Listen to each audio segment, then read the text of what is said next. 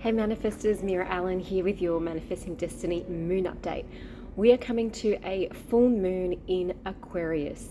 Let me get into those times for you, and welcome to the channel and good morning. The sun is rising. So here we go. LA, it's August 19th at 11:25 in the morning. New York, it's at 2:25 in the afternoon. London, it's at 7:25 in the evening.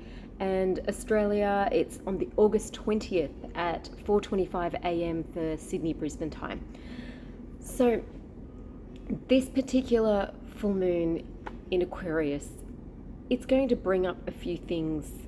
Always when there's this Aquarius Leo opposition, so we've got this Aquarian head nature, air energy, thinking, mind, consciousness, a new vision, very heady, intellectual intelligence, versus Leo, matters of the heart, emotions, expression, feelings, all the lion-hearted things. So when you have this combination of head and heart, we've got to look at where does our head and heart have coherence? Where does our head and heart have misalignment? So this is something that this particular full moon, it'll be very easy to see where certain things in your life will be polarized, where you'll either be heading into a vision, as Aquarius is, the vision. Is it a vision of fear and despair or worry or anxiety? Or is it a vision of a new way of looking at the future, a new way of living, a positive, non-fearful outlook on life? Or are you starting to really appreciate matters of the heart, where you actually tune into your heart properly and find that alignment, where your heart is feeling a particular way and your brain is congruent to that? So this is something that this moon, it will bring up a lot of the, as full moons do, a lot of illumination to the shadow part of us. So that's something that's not that comfortable at times, and you could be in one of two camps. It could be where everything's just flowing swimmingly well, and everything that from last moon video, and also from what you decided in February this year, what were your goals and your mindset like in February, February this year and early March this year? Where was your head at? Where was your vision and intention and your mind and your intellect? So if you want to look back at your journals or your diaries, or just even look back at where you were in February this year, I'm certainly in a very different position compared to February this year, February, March, and then see where you are now according to that vision. See what has changed for you. For me, it's been physical. My body's physically repairing, which is amazing. So have a look at what have you been putting the effort, energy, and work and time into. And then also see the things that have been irritating for you, the things that have been dragging you through karmic lessons. Because we also have a real crazy opposition between Saturn and Jupiter right now in the skies. So Saturn, it takes 28 Earth years for Saturn to do one of its rotations around the sun. So it's super, super slow. And it's the slowest and heaviest moving planet, which, what does that mean for you? That is your lessons, the things that have, the first 28 years of your life, the lessons that were not learnt then.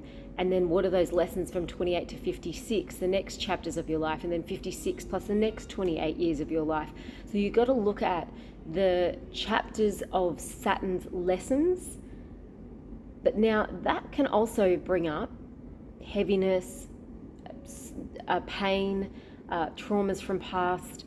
It can be fearful, it can be slow, draining, and karmically quite heavy. And even if you look at some of the way the world is going right now as well, there's that opposition between, even in, I'm looking at these elections in the US and the way the world is moving at the moment. There seems to be this fearful mentality, a victim mindset. There's that kind of thing setting in, and that's Saturn's domain. So the opposition of that is Jupiter. expansion, infinite possibilities, not having the fear mindset, not having a victim mindset, but having a victor mindset, the victory, the winning part of you, the part of you that lights you up, the part of you that motivates you. So this is where Jupiter starts to go, well, where do I want to fulfill my dreams? And what is it that I need to do to look at the shadow side of me, look at the karmic lessons, look at the heaviness of the past or patterns that have reoccurred that I go, I don't want this in my life. How do you shift that into being more of that Jupiter expansive and joyful expression of who you really are?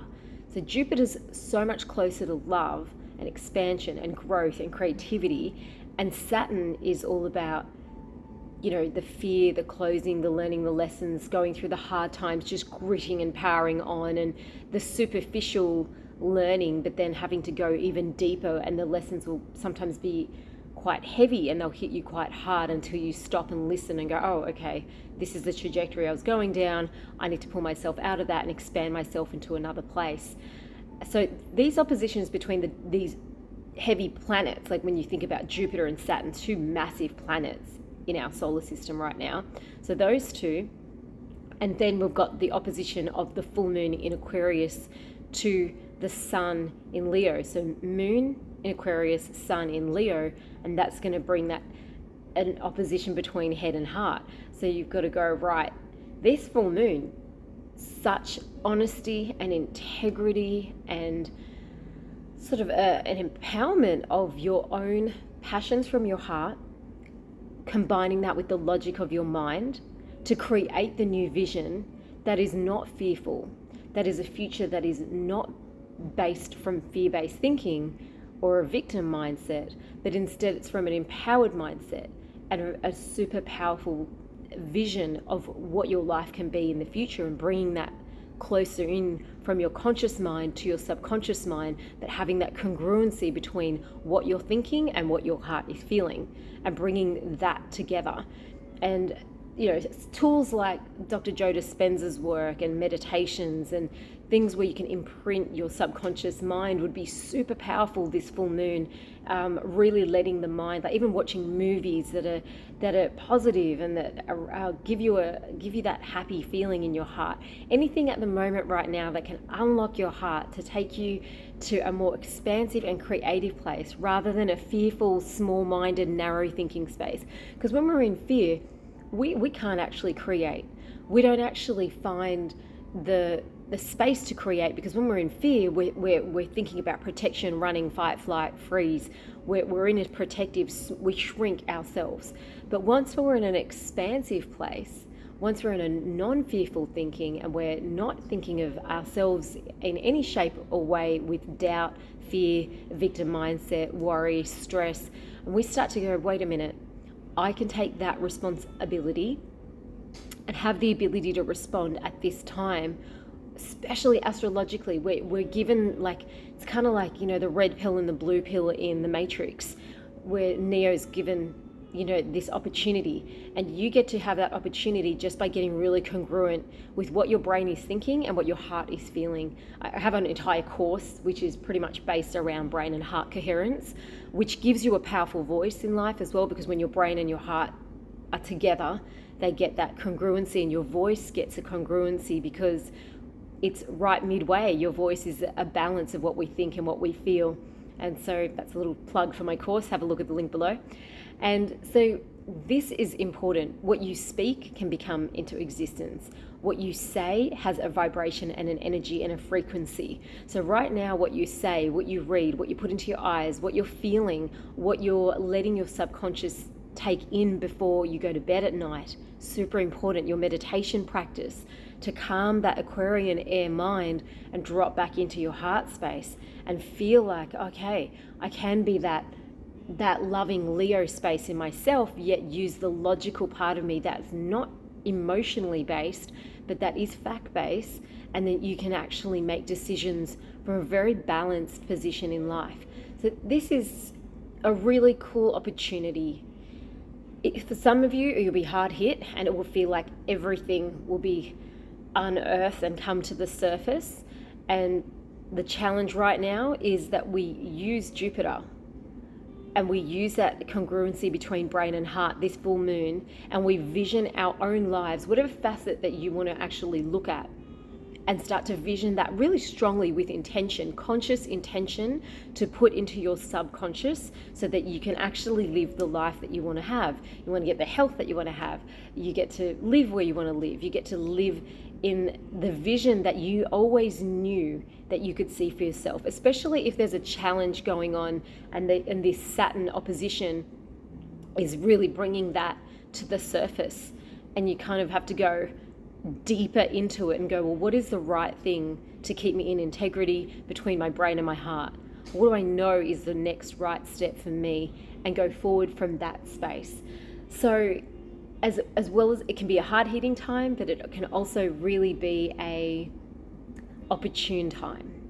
So use this astrologically. I mean, a lot of people, you think astrology is quite woo-woo, but if we didn't follow the lunar cycles, we wouldn't have gravity. Our oceans wouldn't have the rhythm of its tides. We wouldn't have the sun and the moon are our two governing life force energies that we need as a race, as humanity, to survive. So even if you just don't understand astrology to the point where you think, oh, okay, it's just all this stuff that just doesn't make sense.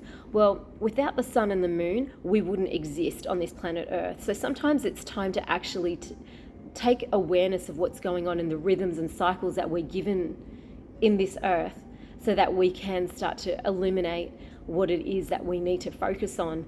And it's the two most giant dots in the sky that our Earth, one revolves around and one revolves around us. So that moon that revolves around us and that sun that we revolve around. And they really can be used as a tool to influence and to make decisions and to govern. It's funny, a lot of even a lot of the markets and shares and a lot of investors, as much as they seem heady and not into this kind of stuff, you'd be surprised the amount of people that use the lunar cycles to watch markets and to invest. I mean, this has been happening from the beginning of time, when farmers have always known to sow their seeds and plant the seeds on a new moon. In a full moon, it's time to actually see what comes to harvest, what is being shown to you, what can you reap the rewards of, or what can you see that you could do better and learn those lessons around as well. So I went deep then. Sorry everyone, got a bit passionate about it. So have a look at that in your own life. Have a look at your cycles, and that's why the cycle of when you're born in, when the sun and the moon as well as the planets were when you're born, your particular astrological chart does really influence and impact things that you can actually make hay for your own cycles. So we all celebrate birthdays when the sun was in your particular astrological sign. So when that sun is illuminating that part of you, it's what it's called your season. So right now we're coming to the end of this Leo season, and we're about to shift into those earthy Virgo details, and shout out to the Virgos. We'll come up to that next video. So have a look at where your place within you is illuminated. Would have been if you cycle this down, if you journal and you write these things down and you put a little note in your diary and you go, oh yeah, or your phone or your app or whatever, and you go, okay, this is what happened in my birthday season last year. What does it look like this year? And just see the little jumps in progress. Have a look when the moon is in your sign. So right now, have a look at currently what will affect people right now is have a look at where Aquarius is in your chart, because that's where this full moon is going to be illuminating on the 19th or the 20th, wherever you are on the planet.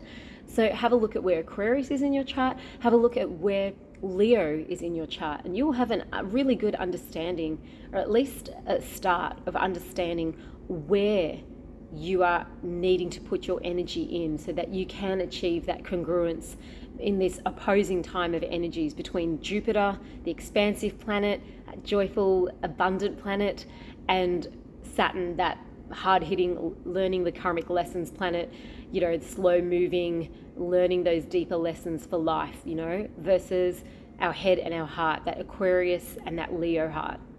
What are you passionate about? What does your mind tell you you should do versus what your heart feels you want to do. And sometimes that needs to find its balance. So this particular full moon on the 19th or the 20th, wherever you are in the world, is a super time to have a look at the conflicts within, the conflicts in the world, have a look at your balance between brain and heart, as well as the lessons from the past versus the expansion of who you know that you can be. So let the astrology help you. My name is Meera Allen. I hope you enjoy these moon updates. That was a little bit intense. Apologies. No apologies, actually. It's coming to a full moon in Aquarius, Sun in Leo, and, you know, this is the vision that I hope for the future of everybody, that they can use these cycles and that you guys can get the best out of it. Please subscribe if you haven't subscribed, and if for those of you that are interested in my course, please have a look at the link below in the description, and I'll catch you guys on the next moon video. Namaste.